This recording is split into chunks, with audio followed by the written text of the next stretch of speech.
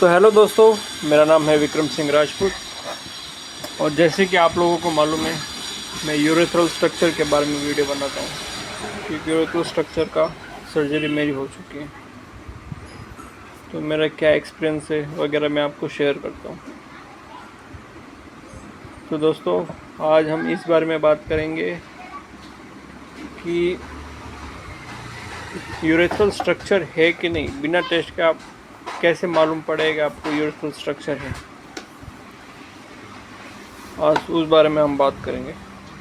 कई मेरे भाइयों को कमेंट आते हैं कि भाई मुझे थोड़ा दर्द होता है, मुझे थोड़ी जलन होती है, मुझे थोड़ा फ्लो भी कम है, क्या बिना टेस्ट का मैं मालूम कर सकता हूँ कि मुझे स्ट्रक्चर है कि नहीं। हाँ दोस्तों, कुछ सिम्टम्स है इसके। अगर आपको यूरेथ्रल स्ट्रक्चर है तो इसके 2-3 सिम्टम्स होते हैं, मैं आपको बताऊँगा।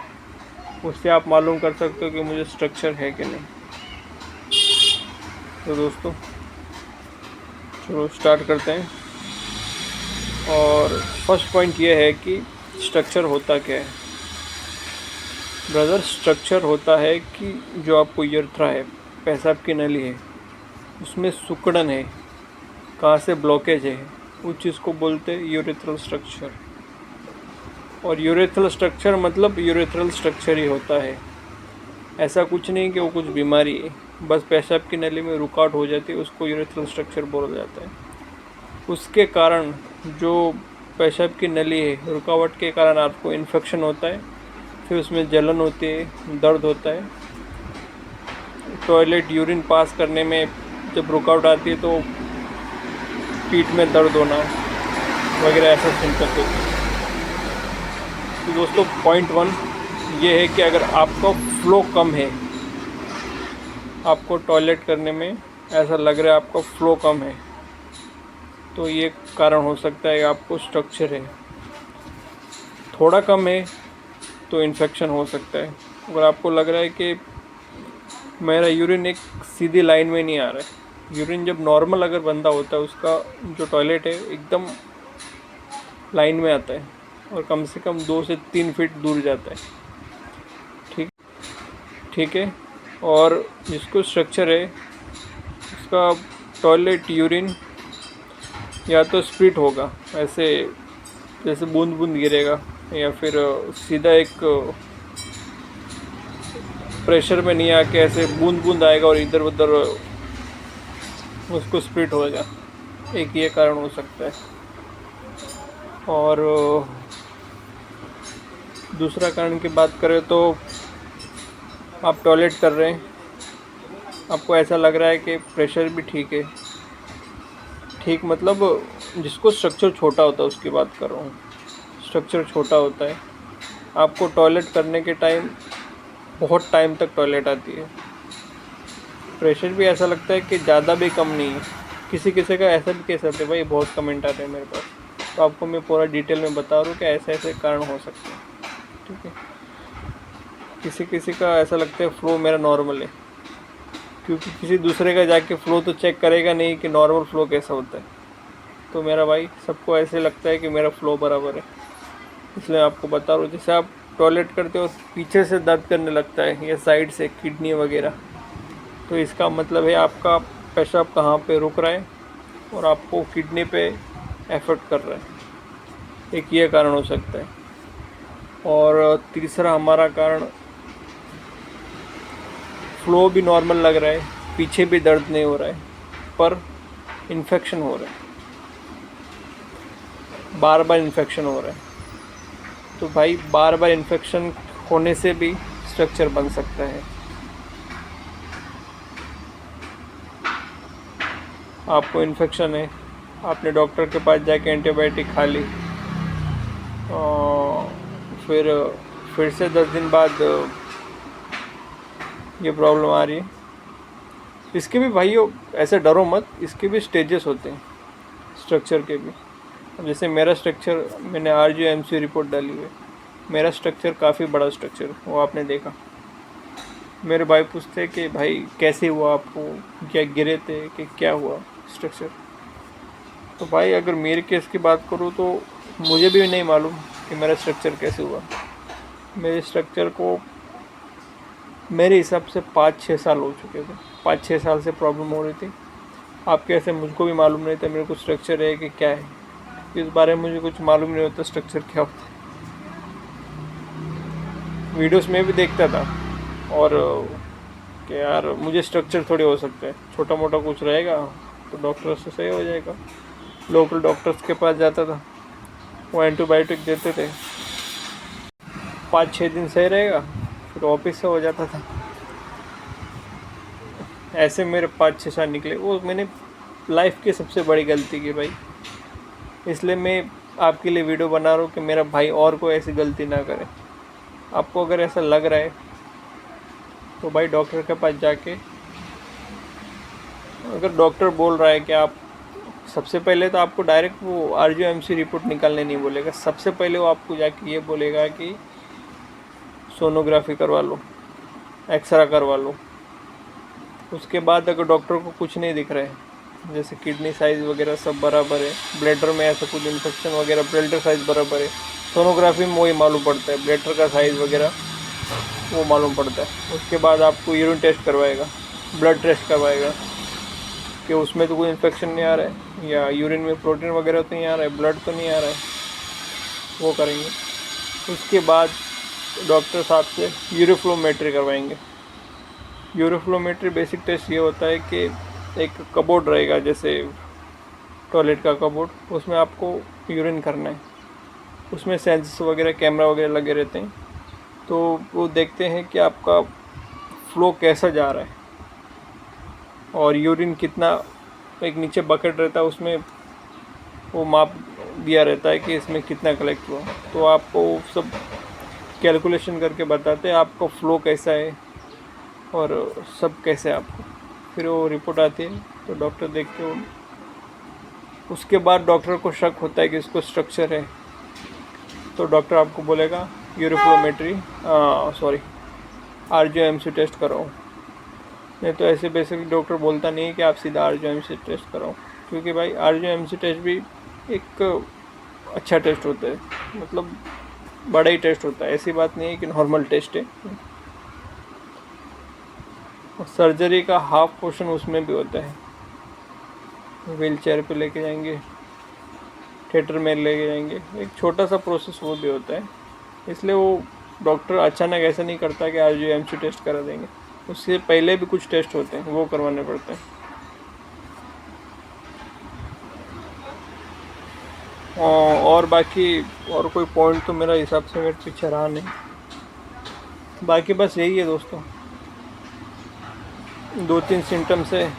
अगर ये आपको लगता है तो डॉक्टर के पास आप जाइए भाई, कमज़ोरी इसमें मत रखिए। आपको थोड़ा भी डाउट है डॉक्टर के पास जाओ। अब मेरा भाई मेरी बात करूं तो मेरा स्टेज थोड़ा बड़ा हो गया, 5-6 साल छोटी टाइम नहीं होती है। मैंने बहुत बड़ी गलती कर दी, तब भी मुझे कोई टेंशन वाली बात नहीं भाई। इतना बड़ा स्ट्रक्चर हो के मैं फ्री माइंड रहता हूँ। मुझे मालूम है जब तक मैं डायलेशन करूँगा प्रॉपर, तब मेरा स्ट्रक्चर छोटा तो नहीं होगा। ये है साफ़ सफाई मुझे रखना पड़ेगा, पाइप वगैरह जो यूरेथ्रल स्ट्रक्चर स्ट्रॉ होती है वो बराबर से साफ़ सफाई रखूँगा, तो डायलेशन करने से कुछ प्रॉब्लम नहीं होती है। ऐसे बहुत लोग बोलते हैं कि जैसे पाइप डालते हैं तो उसका यूरेथ्रा का और वर्स्ट हो जाता है, तो वर्स्ट ऐसा कुछ नहीं होता है। सही से डालो, जेली लगा के आराम से करो, कुछ जल्दी मत करो कि सीधा घुसेड़ दिया तो अगर यूरेथ्रा में और प्रॉब्लम होती है तो वो वर्स्ट सिचुएशन आ सकती है, ऐसे नहीं आती है। तो ये दोस्तों ये बस कहना था। और हाँ, एक पॉइंट और है कि मेरे भाई, बहुत लोग कमेंट करते हैं कि भाई इसका कितना चार्जेस लगता है। तो भाई ये जो अपना यूरेथ्रल प्रॉब्लम है ये थोड़ा एक्सपेंसिव तो है, इसमें हर चीज़ में पैसा तो लगेगा, क्योंकि ये बाहर तो ऐसा कुछ है नहीं कि वो डॉक्टर देख के मालूम कर देगा हाँ यार आपको ये प्रॉब्लम है। इसमें टेस्ट की अगर आप बात करो तो मैं सबका कॉस्ट भी बता देता हूँ आपको। और क्या, सबसे पहले डॉक्टर टेस्ट कराएगा सोनोग्राफी हर एरिया के अलग अलग कॉस्ट होते हैं, लेकिन नॉर्मल कॉस्ट 1500 से 2000 के आसपास वो कॉस्ट होता है। वो कराने के बाद यूरिन कल्चर करेगा। यूरिन कल्चर भी लगभग इतना होता है 1500 रुपये से 1000 से 1500 रुपये तक बीच में। नॉर्मल यूरिन टेस्ट भी करेगा, 100 या 200 रुपये का वो टेस्ट होता है।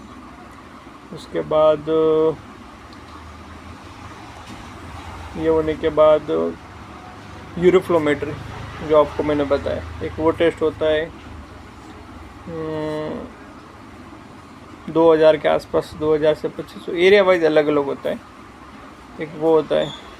उसके बाद ये थोड़ा यूरोफ्लोमेट्री होने के बाद अगर डॉक्टर का डाउट लगता है तो फिर RGO-MCO करवाने को बोलता है। वो थोड़ा एक्सपेंसिव होता है, वो कॉस्ट उसमें 10,000 तक कॉस्ट आती है, 5 से 10,000 तक, मैक्सिमम 10,000 तक होती है। उसके बाद मालूम पड़ जाता है आपको स्ट्रक्चर है कि नहीं। उसके बाद सीधा सर्जरी में 2 प्रकार की इसमें सर्जरी होती है, OIU और यूरेथ्रोप्लास्टी।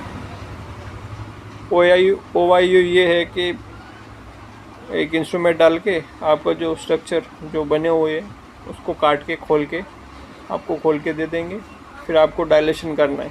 जितना आपको डायलेशन करने का दम है तब तक स्ट्रक्चर ऐसा। और मेरा भाई कोई बोलता है कि यार मैं कमेंट्स पढ़ रहा हूँ दूसरे वीडियो का कि उसमें उसको फिर से स्ट्रक्चर हो गया, फिर से ये प्रॉब्लम हो गया।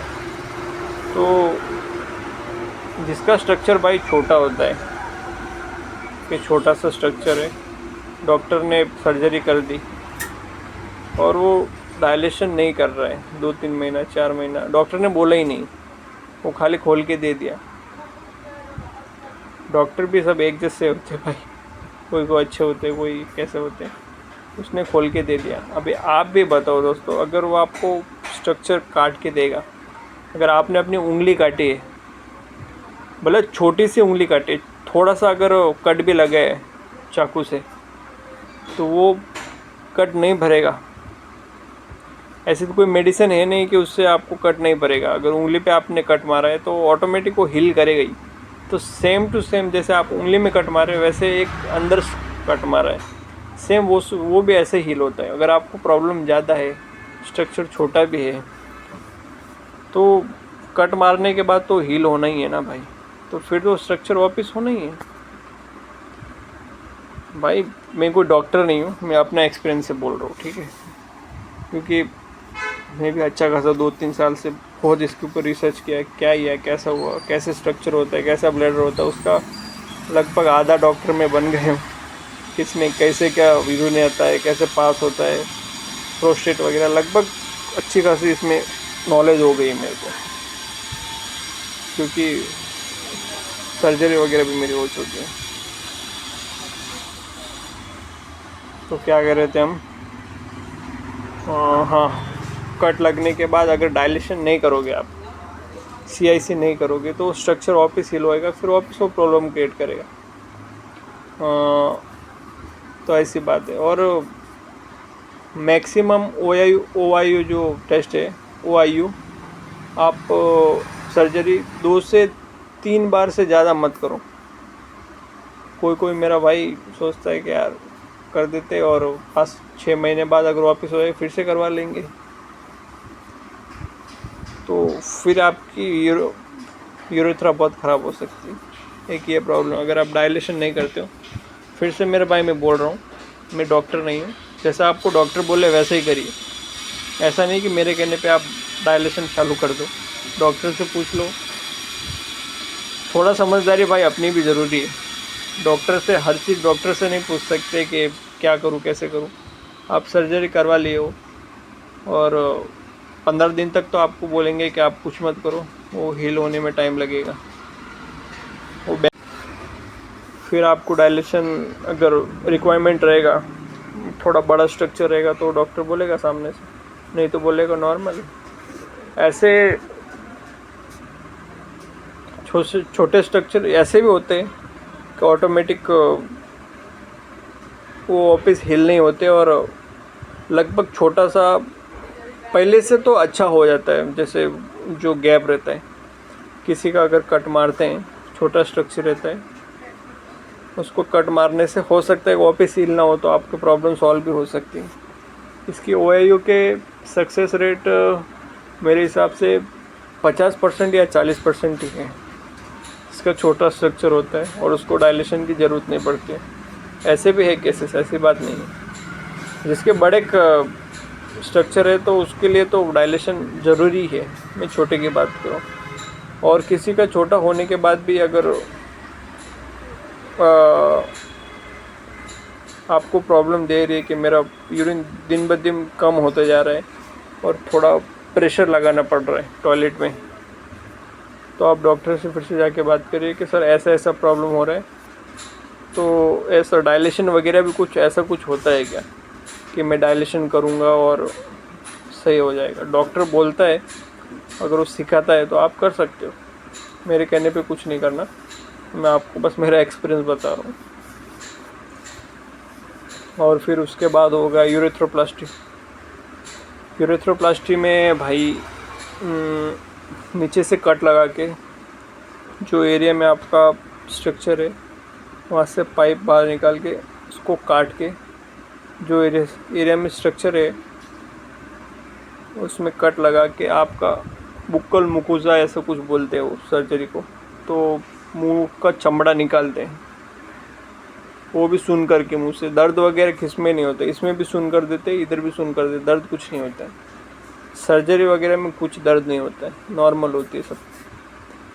वो निकाल के वो अंदर जो स्ट्रक्चर है वो जिधर कट लगाया उधर चिपका देते हैं कि ये चमड़ा जाके चिपक जाएगा वहाँ पे, तो वापस हील करना नहीं होगा। हील कैसे होता है, कट मारा, ब्लड निकला तो टिश्यू आपस में चिपकते हैं, तो उससे हील होता है आपका।